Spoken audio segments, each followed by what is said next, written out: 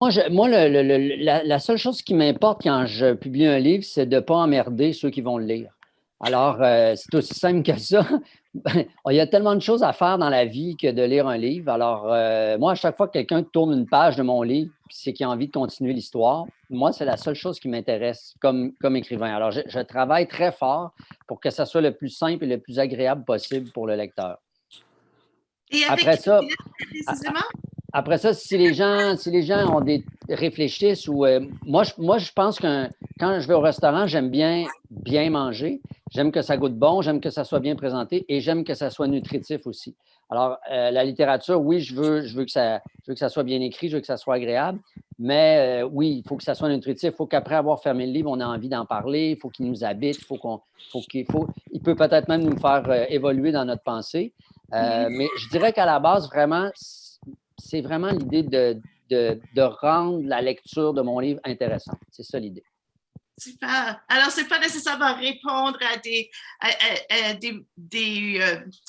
des enjeux qu'on témoigne dans la société. Pas nécessairement. Puis c'est surtout, par exemple, de répondre à des préoccupations que j'ai moi personnellement, des obsessions en fait. Alors, c'est pour ça que un livre, quand il grandit dans notre tête, c'est comme une tumeur au cerveau, hein. Il nous habite, puis à un moment donné, il grossit dans, non pas des métastases, mais des métaphrases. Et puis là, il faut le sortir de la tête. Donc, écrire, c'est une opération à crâne ouvert. Et on sort le livre de notre tête comme Athéna est sortie toute armée du crâne de Zeus. Et là, après, l'obsession qu'on a, on ne l'a plus. Moi j'écœure mes amis, puis mes proches, puis ma blonde, puis mes enfants avec mes délires pendant que j'écris un livre. Puis là, quand le livre est écrit, là, je passe à d'autres choses. Donc, heureusement que j'écris, parce que sinon, tous ces livres-là seraient dans ma tête, puis j'aurais plus de place dans ma tête. Ils sont très différents l'un de l'autre.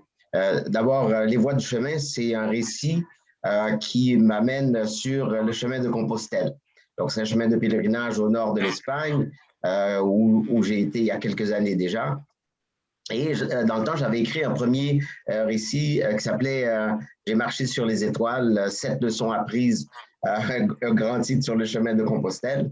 Euh, et par la suite, j'étais supposé de retourner sur le chemin il y a 3 ans de ça. Et à 2 semaines du départ, je fais un AVC et j'ai dû remettre tout ça. Donc ça m'a permis de remettre un petit peu en question beaucoup de choses. Et je voulais rééditer ce livre-là. Et mon éditrice m'a dit, ben, tu ne peux pas rééditer le même livre, on aimerait que tu réécris un peu l'histoire. C'était quoi la vie de Gabriel avant Compostelle? C'était quoi finalement la vie depuis après Compostelle? Donc il a fallu que, un peu comme Bise, que je ressorte tout ça de ma mémoire, désencombrer tout ça et de le publier. Et en même temps que ce livre-là se faisait, j'ai commencé ce projet-là, au fait, qui au début s'appelait Tambour et Asson, qui a fini par s'appeler D'ici et d'ailleurs, qui va sortir le 30 octobre ici où je me trouve à Ottawa. Et donc, c'est un projet qui est bicéphale dans le sens qu'il y a un recueil de poésie d'un côté et un CD de poésie que j'appelle poésie performance ou performance poétique, peu importe, où je suis accompagné de 3 musiciens. Et le CD, je viens juste, attends, je pourrais vous le montrer tout à l'heure, je viens de les recevoir juste avant de partir ce matin. Donc, je vais pouvoir le présenter bientôt à Ottawa, au fait, pour commencer ensuite à Gatineau. Merci Gisèle pour cette question. Donc, qu'est-ce qu'on entend par tradition orale? C'est raconter des histoires qui sont transmises d'une génération à l'autre. Et il y a aussi, on voit souvent ce qu'on ressent souvent et ce qui ressort beaucoup des chants et des contes, c'est les valeurs. Et on voit que notamment une des valeurs importantes de Swad, c'est le respect des anciens, ce qu'on appelle les personnes âgées. On voit d'ailleurs dans la relation, et c'est très flagrant dans la relation qu'elle a avec ses parents, avec ses grands-parents, avec sa grand-mère surtout, pardon, et avec aussi Monsieur Jacques, qui est une personne âgée qui habite dans son bâtiment et qui vit seule. À travers aussi comment on appelle ça, la tradition et les contes et les histoires, c'est aussi une source d'inspiration et où les jeunes peuvent y trouver des sources de courage, de résilience. Et d'ailleurs, dans son journal, parce qu'ici c'est différent de la base, c'est le journal Le SWAT qui immigre au Canada pour venir, qui vient du Maroc pour immigrer au Canada. On voit qu'elle, dans les moments les plus difficiles, elle se souvient des paroles de sa maman, elle se souvient des paroles de sa grand-mère et de la conteuse Tuna Rous. Et c'est ces paroles qui vont lui permettre d'avancer, de se dépasser, d'aller de l'avant. Absolument. Ce qu'a dit Gabriel, j'y souscris entièrement. La voix des sans-voix et Moi, je dois me confesser, j'ai longtemps eu une perspective québéco-centriste dans mon identité nationale et personnelle. Jusqu'à temps que je sorte du Québec et que j'aille à la rencontre. Mon père est Braillon du Nouveau-Brunswick, donc déjà, je connaissais un peu cette section-là, mais dans l'Ouest, je ne savais pas. Avec le colocasse, on a voyagé, on est allé dans l'Ouest. Donc là, j'ai rencontré des frères et des sœurs. Je veux dire, moi, la francophonie américaine, et j'inclus Haïti là-dedans, on va vivre ensemble ou on va mourir chacun de notre côté. Et on n'a pas le luxe de se permettre de s'isoler ou de dire « Ah, ben vous autres, vous êtes trop loin ou vous avez un drôle d'accent ». Moi, n'importe quel combat francophone dans le monde, mais particulièrement en Amérique, m'intéresse. Puis, dans le cas de ce qui a mené à Cadillac, c'est un hasard. À chaque année, avec des amis, au lieu de faire un voyage de chasse dans un camp de chasse, on va voir une game de football aux États-Unis, dans une ville improbable, pour faire un tailgate. Alors, on est allé à New York, à Boston, à Philadelphie, évidemment, mais aussi à Baltimore, à Cleveland, à Buffalo, des villes qui ne sont pas nécessairement sur le guide Michelin, et aussi à Détroit, en banlieue, à Ann Arbor, voir une partie des Wolverines du Michigan. Et on est passé par la ville de Détroit, et là, j'ai été complètement scié, soufflé par deux choses. Essentiellement, la désolation physique de la ville, qu'on avait l'impression qu'elle avait été bombardée, littéralement. Donc, quand on dit qu'il faut faire la guerre à la pauvreté, ce n'est pas une métaphore, parce que la pauvreté fait la guerre aux gens. Des quartiers qui sont sinistrés. Ce n'est pas à vous que je vais l'apprendre. Vous connaissez sûrement cette réalité-là.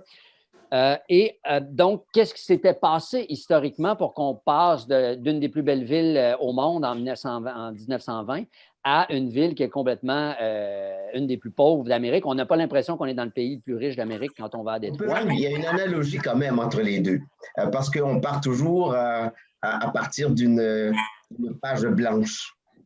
Donc, soit la toile, soit moi j'écris surtout par ordinateur maintenant. Donc on a un écran vierge et on s'assoit puis on essaye de créer quelque chose. Même si je pars, je dirais la plupart du temps d'un plan, mais la matière brute finalement elle est devant nous. Souvent si je parle d'un tableau, je ne sais pas tout à fait qu'est-ce que je vais peindre. Des fois, j'ai une idée précise quand je débute, mais la majeure partie du temps, j'ai des couleurs devant moi que j'étale. Et ensuite, à partir de cette inspiration-là, je vais créer quelque chose qui souvent n'est jamais tout à fait ce que j'avais à la fin. Et l'écriture, c'est un petit peu pareil. Si je parle de Distille Bayard